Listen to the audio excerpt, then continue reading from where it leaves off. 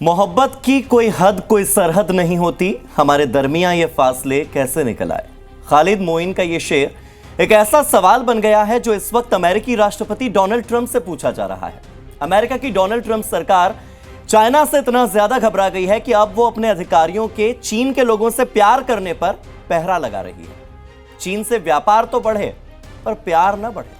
America को अब चीन में तैनात अपने कर्मचारियों का चीन के नागरिकों से रिश्ता मंजूर नहीं है और इसके लिए बाकायदा एक आदेश जारी हुआ है, एक नोटिस जारी हुआ है और अमेरिकी सरकार ने चीन में अमेरिकी सरकारी कर्मचारियों, साथ ही परिवार के सदस्यों और सुरक्षा मंजूरी प्राप्त ठेकेदारों पर प्रतिबंध लगा दिया है, पाबंदी लगाई है।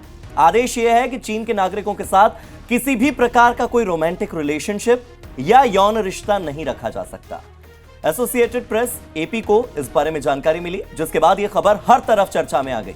चीन वालों से अमेरिकी अधिकारी प्यार न कर बैठे, इस डर से यह कदम उठाया गया और यह अमेरिका और चीन के बीच तनावपूर्ण रिश्तों के बीच उठाया गया कदम है।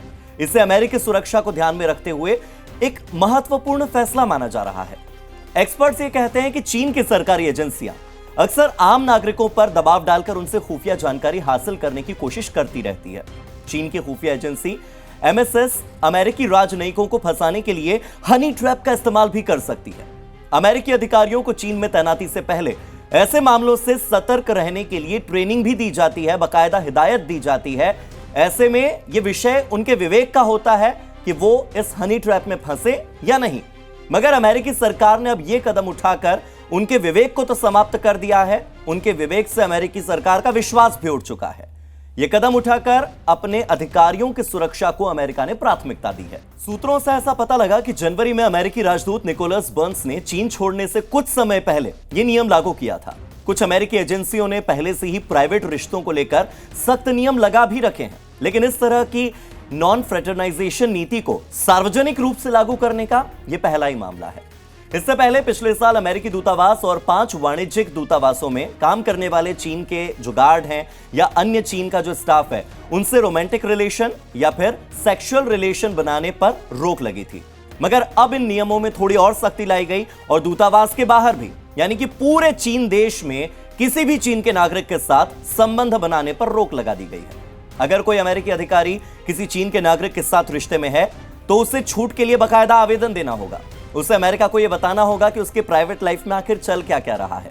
अगर उसकी एप्लीकेशन रिजेक्ट हो गई, यानी कि अगर आवेदन खारिज कर दिया गया, तो या तो उसे अपना रिश्ता खत्म करना होगा या फिर अपनी नौकरी छोड़नी पड़ेगी। दोनों एक साथ चोरी छिपे किया और अमेरिका को यह पता लग गया, यानी कि नियम का उल्लंघन किया, तो अमेरिका उसे तुरंत चीन छोड़ने के लिए कह सकता है। अमेरिकी राजनयिकों के लिए आमतौर पर किसी भी अन्य देश में वहां के स्थानीय लोगों को डेट करना, उनके साथ रोमांटिक रिलेशनशिप डेवलप करना, यहां तक कि शादी करना भी कोई अनूठा या असामान्य मामला नहीं है।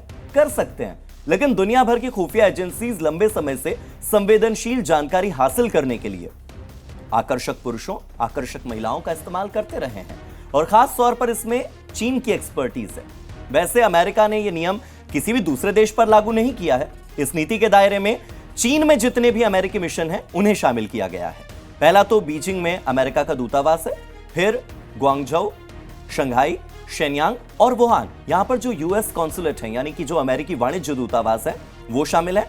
हांगकांग का वो हिस्सा जो कि चीन अपना बताता है, वहां पर जो यूएस कॉन्सुलेट है, वो भी इनमें शामिल है। बड़ी बात यह है कि प्यार करने, रोमांटिक रिलेशनशिप बनाने या फिर यौन संबंध बनाने से रोकने वाला यह नियम चीन के बाहर तैनात किसी भी अमेरिकी पर लागू नहीं होता। सोचने वाली बात यह है कि चीन से आखिर इतना डर क्यों? अमेरिका ने ऐसा फैसला इससे पहले कोल्ड वॉर के दौर में, यानी कि शीत युद्ध के दौरान लिया था, जब अमेरिका और सोवियत संघ के बीच में जासूसी का डर अपने चरम पर था।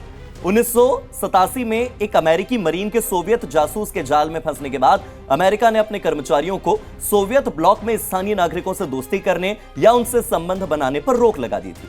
खैर, इस फैसले के मायने, कारण, वजह, परिणाम जो चाहे हो, लेकिन सोचने वाली बात यह है कि प्रोफेशनल लाइफ जब पर्सनल लाइफ को प्रभावित करने लगे और आपका प्रोफेशन आपकी प्राइवेट लाइफ को बदलने को कहे, तो आदमी किसे चुनेगा? प्रोफेशन को या अपने पार्टनर को? इन अमेरिकी नागरिकों, अमेरिकी अधिकारियों की जगह अगर आप होते तो आप क्या करते? बताइएगा कमेंट सेक्शन में। फिलहाल इस एक्सप्लेनर वीडियो में इतना ही।